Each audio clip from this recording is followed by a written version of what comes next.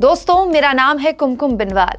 मैं जितना भी सोच लूं कि इन चैनल वालों पर ना खबर वबर नहीं बनाऊंगी, हो नहीं पाता है। अब इनकी हरकतें ही ऐसी हैं। पहले तो इन लोगों की गोदीगिरी पर आता था गुस्सा, अब हंसी आती है। दोस्तों, दलाली केस में देश की सबसे बड़ी जेल की हवा खा चुके ये महाशय आजकल देश के सर्वश्रेष्ठ चैनल के हॉट केक बने हुए हैं।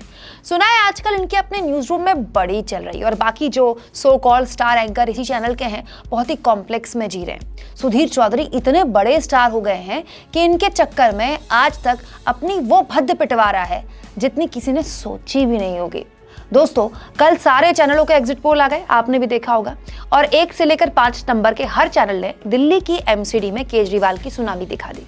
यानी जो बात मैं शुरुआत से कह रही हूं, टीवी चैनलों के एग्जिट पोल ने उसी पर मोहर लगा दी कि दिल्ली में एमसीडी में झूम कर आ रही है केजरीवाल सरकार। उस एमसीडी में जहां पिछले 1.5 दशक यानी कि 15 साल से बीजेपी का कब्जा है। लेकिन हम तो ठहरे निष्पक्ष पत्रकार, किसी की सरकार आए जाए हमको क्या, हमारा काम है खबर दिखाना, उसका विश्लेषण करना।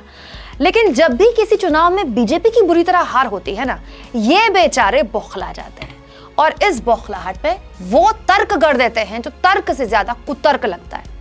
दोस्तों, सुधीर चौधरी ने अपने प्रोग्राम में कल दिल्ली एमसीडी के एग्जिट पोल में ये तो बताया कि उसमें जीत केजरीवाल की हो रही है, लेकिन इसके पीछे जो वजह बताई ना, उसे सुनकर मेरा आपका पता नहीं दिल्ली के वोटर का सर चकरा जाएगा। भाई साहब कहते हैं कि इनके एग्जिट पोल के हिसाब से बात साफ हो गई है कि दिल्ली एमसीडी में आम आदमी पार्टी को वो लोग वोट दे रहे हैं, ध्यान से सुनिएगा, वो लोग वोट दे रहे हैं जो या तो अनपढ़ हैं या फिर केवल 10वीं क्लास तक पढ़े हैं। बाकायदा इसका आंकड़ा भी सुधीर चौधरी के पास था।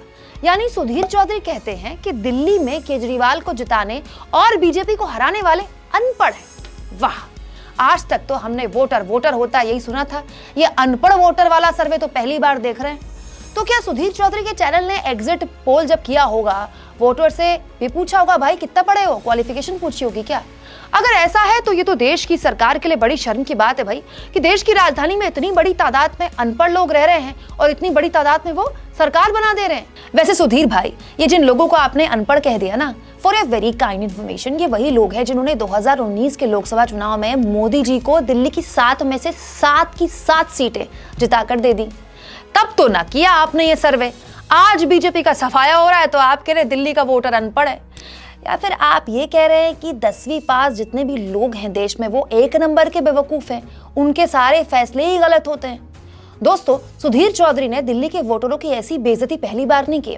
जब साल 2020 में दिल्ली में केजरीवाल ने एक बार फिर से प्रचंड बहुमत की सरकार बनाई थी और बीजेपी को बहुत ही बुरी तरह से हराया था, तब भी सुधीर चौधरी ने दिल्ली के लोगों को मुफ्तखोर कहा था, कोसा था कि दिल्ली के लोगों को तो मुफ्त की बिजली और पानी चाहिए। सुधीर जी, जरा गौर से सुनिए, दिल्ली की गलियों में घूमी हूं मैं, वहां का वोटर चाहे 10वीं पास हो या हाईली एजुकेटेड, सब एक मुश्त एमसीडी में बीजेपी के काम से भयंकर नाराज है। दिल्ली में लोगों ने बदलाव के लिए वोट दिया है, बस यही एक सच है।